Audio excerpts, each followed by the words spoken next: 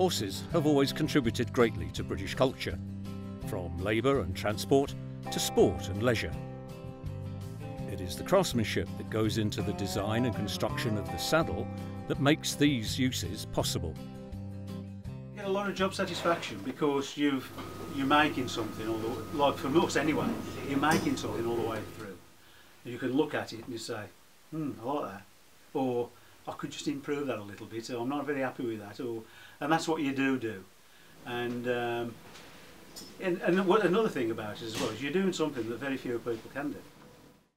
The use and trade of leather in England has been well established for centuries, from small leather goods such as purses and belts to clothing and equipment.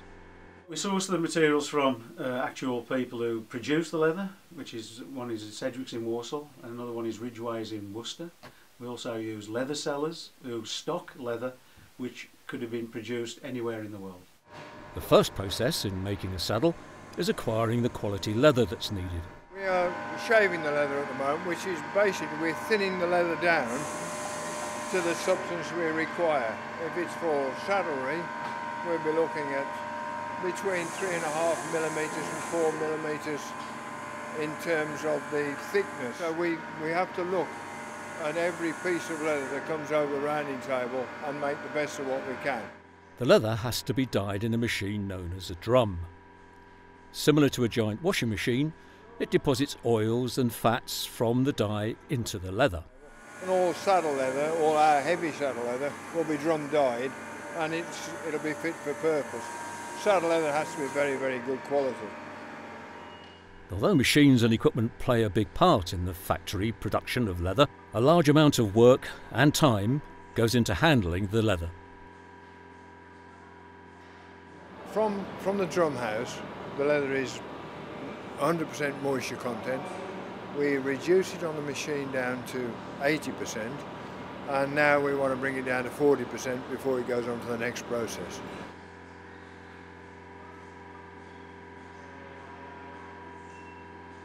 Saddle butts for the equestrian trade are set out by hand on a slab.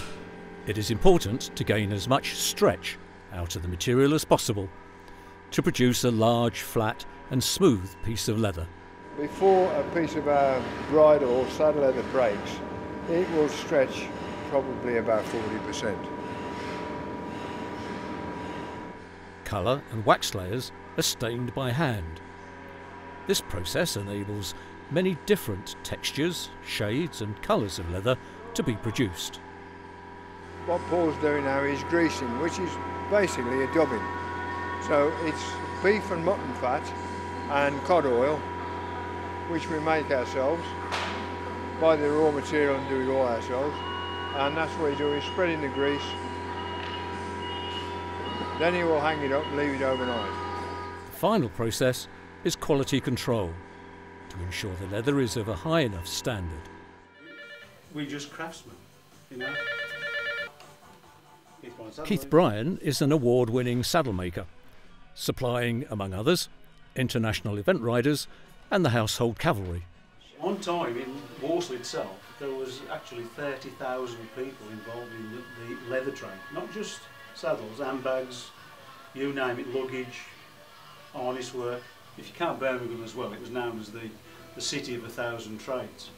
In the 19th century, the English lorinery trade became established in Walsall in what is known as the Black Country.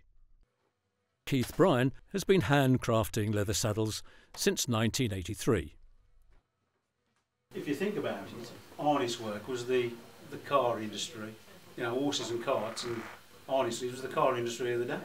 Up until the 20th century, right the way from Genghis Khan, 6,000 years ago, or whatever.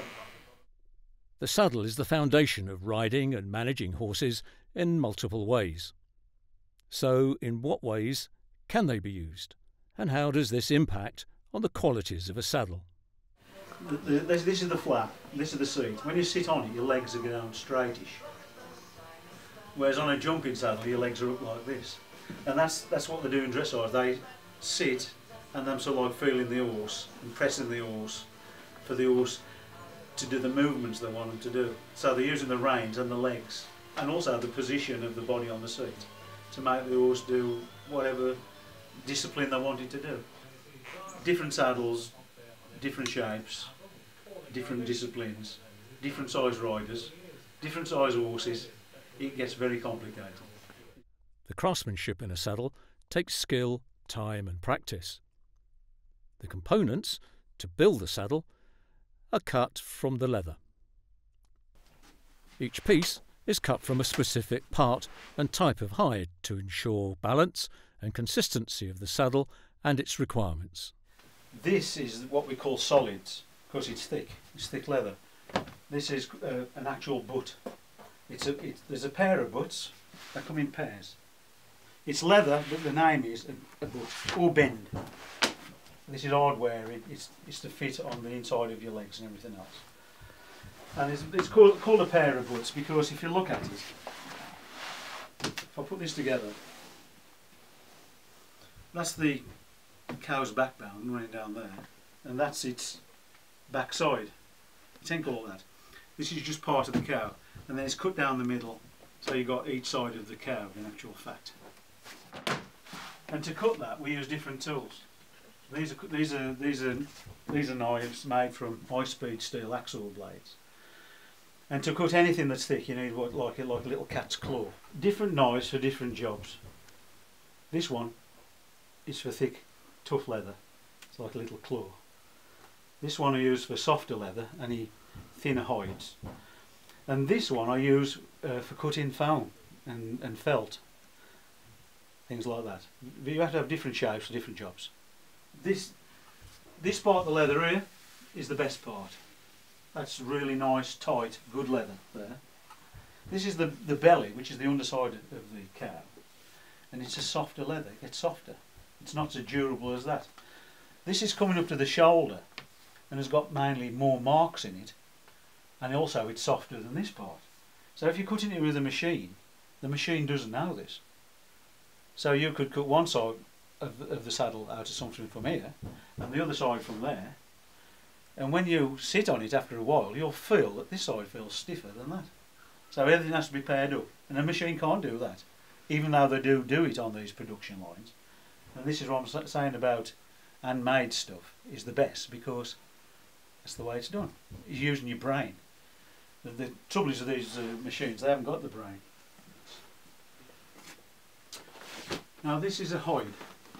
What we call hide. This is a cow again. It's all cow. Up to yet. And now you'll see now more the shape of the cow. I mean, if somebody says they want these saddles, they want them black. They want a certain kind of hide that's not shiny, like this is sort of like a semi-matte. And then I will go to a leather seller and choose the leather and the quality I want. When they take the hide off, take the skin off a cow, when they skin it, it's about that thick. And it's put through machines that split it down. So it's made into different thicknesses. Yeah. And there's, of course, it's all stained and everything else. Because I mean, you wouldn't say that's off a black cow. You know, you don't do that. It looks like a biscuit, the colour. And this is pigskin. We use that in the seat of the saddle. It is super hard wearing.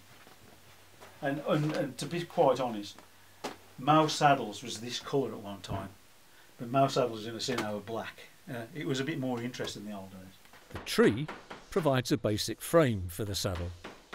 This is made from various materials, including laminated plywood and steel. When we receive the tree, then we have to what we call strain the tree, which is a series of webbing that goes on, two long ones, then across. Then you have to pull it taut to get it nice and firm.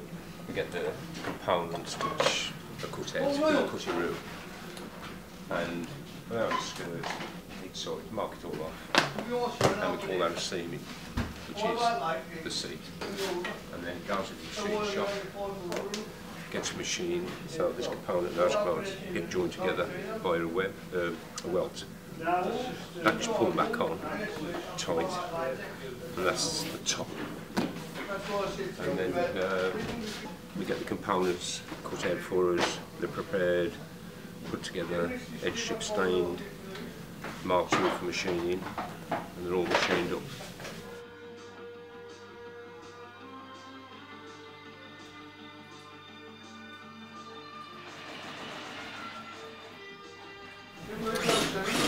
Once you've got your components, you start assembling